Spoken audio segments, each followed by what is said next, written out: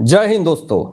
भ्रष्टाचार की गोद में सोए हुए कुछ भ्रष्ट वकीलों की लालच इतनी ज्यादा तीव्र हो जाती है कि वो देश की इज्जत को भी दांव पे लगा देते हैं। कुछ ऐसा ही मामला सामने आया है दोस्तों। सबसे पहले तो सुप्रीम कोर्ट ने कैश कांड मामले में जस्टिस यशवंत वर्मा की याचिका को खारिज कर दिया है। हटाने का रास्ता साफ हो गया है, और जब हटाने का रास्ता साफ हो गया है तो गिरफ्तारी का भी दस्तक सामने आ गया है। महाभियोग प्रस्ताव पूरी तरीके से चल रही है संसद में। पूरी खबर आपको डिटेल में बताते हैं कि आखिर क्या हुआ, कैसे हुआ, कपिल सिब्बल ने अपने पक्ष में किस तरीके की दलीलें दी, जिसको सुप्रीम कोर्ट ने किस तरीके से खारिज करके कपिल सिब्बल की पूरी हेकड़ी निकाल करके रख दी। दोस्तों, सुप्रीम कोर्ट ने जस्टिस यशवंत वर्मा की याचिका को खारिज करते हुए यह कहा कि आप अपने जगह पे बैठ जाइए, चुपचाप बैठ जाइए, और दलीलें देने वाले देते रहेंगे, लेकिन आपको एक शब्द नहीं बोलना है।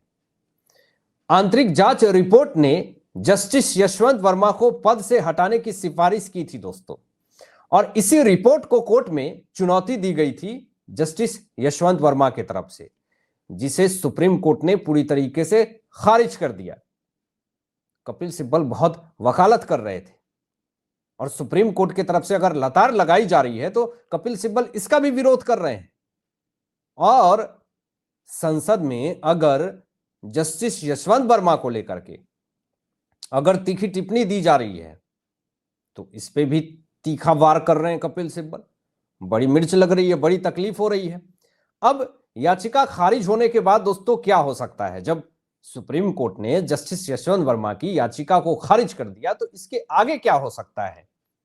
अब जरा सुनिए, आगे जो होगा ये कपिल सिब्बल भी नहीं सह पाएंगे और जस्टिस यशवंत वर्मा भी नहीं सह पाएंगे। पद से हटाने का दोस्तों रास्ता साफ हो गया है। जरा साफ तौर पे देख लीजिए कि संसद के लिए न्यायाधीश के खिलाफ, जस्टिस यशवंत वर्मा के खिलाफ जो महाभियोग पारित हुआ है, जो प्रस्ताव पारित हुआ है, इसकी कार्यवाही जो है वो तेज करने का रास्ता साफ हो गया है।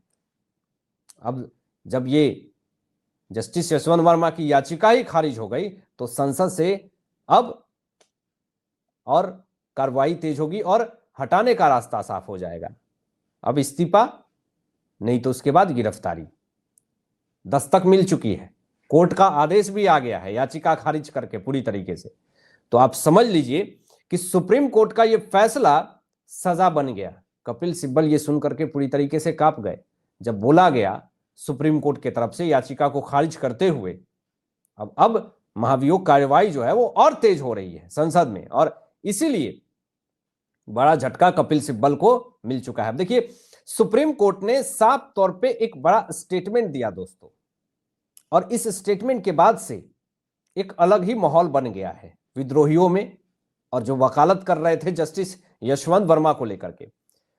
सुप्रीम कोर्ट के न्यायाधीश साहब ने कहा कि प्रक्रिया सही थी, याचिका खारिज करते हैं। प्रधान न्यायाधीश का राष्ट्रपति पद को पत्र भेजना बिल्कुल सही था। कपिल सिब्बल ये बात कह रहे थे ना कि जो भी आंतरिक जांच का रिपोर्ट हुआ है उसको न्यायाधीश ने क्यों नरेंद्र मोदी जी को और राष्ट्रपति द्रौपदी मुर्मू जी को दिया? ये बिल्कुल गलत है। उस आंतरिक जांच के रिपोर्ट को भी सार्वजनिक करने की बात सामने आई थी, इसका भी विरोध कर रहे थे कपिल सिब्बल। लेकिन सुप्रीम कोर्ट ने साफ तौर पे यह बात कह दिया कि जो प्रक्रिया न्यायाधीश की तरफ से राष्ट्रपति जी को जो भेजा गया था पत्र, आंतरिक जांच रिपोर्ट जो भेजे गए थे, वो प्रक्रिया बिल्कुल सही है, इसमें कोई भी गलत बात नहीं है। और अब तो यहां पर कपिल सिब्बल की और ज्यादा टेंशन जो है वो बढ़ गई है। सुप्रीम कोर्ट ने आप एक और बड़ा स्टेटमेंट दे दिया कि अब संसद में हटाने की कार्रवाई का रास्ता खुल चुका है और तेजी हो चुकी है, यानी जस्टिस यशवंत वर्मा की मुसीबत और ज्यादा बढ़ गई है। अब देखिए, कपिल सिब्बल तो डिफेंस में बोलेंगे ही अपने क्लाइंट को बचाने के लिए। अब यहां पर जस्टिस यशवंत वर्मा के फेवर में एक बड़ी स्टेटमेंट दे देते हैं कपिल सिब्बल, और स्टेटमेंट क्या देते हैं कि समिति को हटाने की सिफारिश करने का अधिकार नहीं है।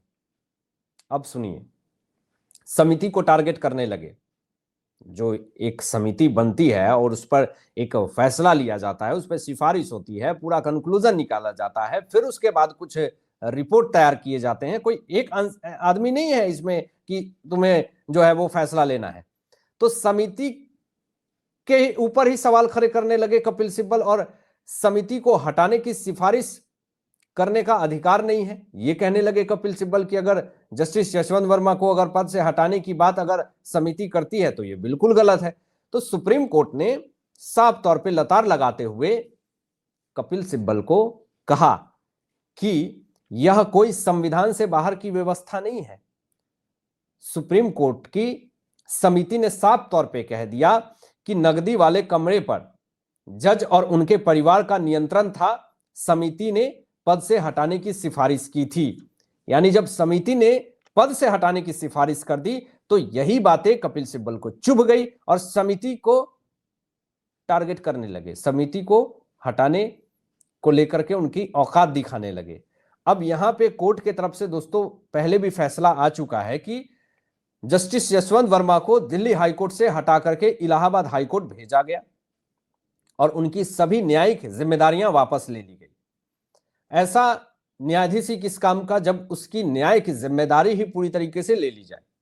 मैं तो नहीं समझता हूं कि वो न्यायाधीश के पद पे रह करके भी जब कुछ ऐसे न्यायिक फैसले नहीं ले सकता है, न्यायिक जिम्मेदारियां नहीं है उसके ऊपर, तो फिर तो सब बेकार है।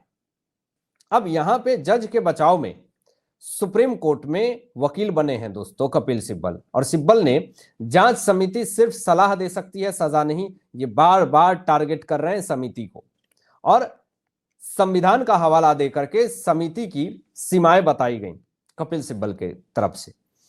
अब देखिए यहां पर इसलिए मैं ये बात कह रहा हूं कि जहां भी जरूरत पड़ेगा कि कितना भी नीचे गिर जाएंगे, लेकिन अपने सामने वाले को बचा लेंगे, क्लाइंट को।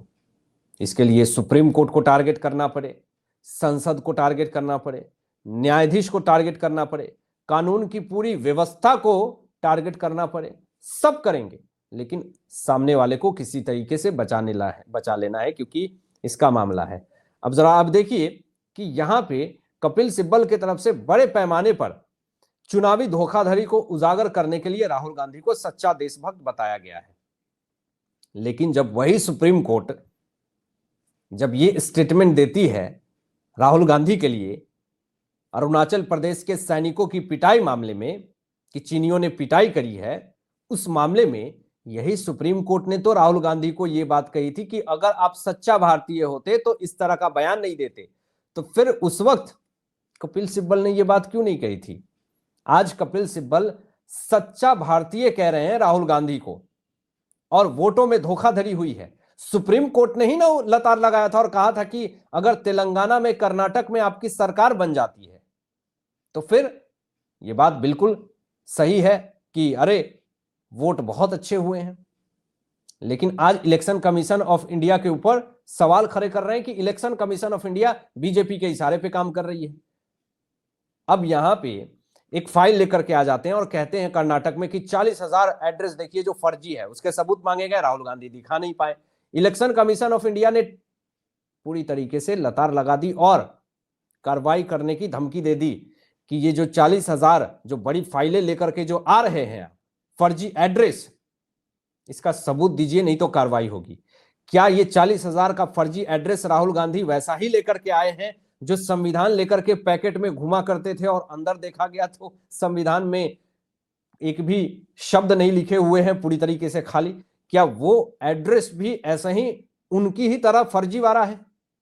ये सबसे बड़ा सवाल है। और जरा देखिए आप कि पूर्व केंद्रीय मंत्री क्या कह रहे हैं कि मेरा मानना है कि राहुल गांधी इन तथ्यों को देश की जनता के सामने रखने का साहस दिखा करके देश की महान सेवा की है। केवल एक सच्चा देशभक्त ही ऐसा कर सकता है। कपिल सिब्बल को राहुल गांधी एक देशभक्त की तरह लग रहे हैं, लेकिन जब सबूत मांगा जाता है कि देशभक्त होने की राहुल गांधी एक भी सबूत दे दीजिए पूरे देश को, तो वो एक भी सबूत पेश नहीं कर पाते हैं। हालांकि आपकी क्या सोच है इन तमाम विषयों पर अपनी विचार व्यक्त कीजिएगा और मिलते हैं लेटेस्ट ब्रेकिंग एनालिसिस के बाद। तब तक अपना ध्यान रखें, ख्याल रखें। सत्यमेव जयते। जय हिंद।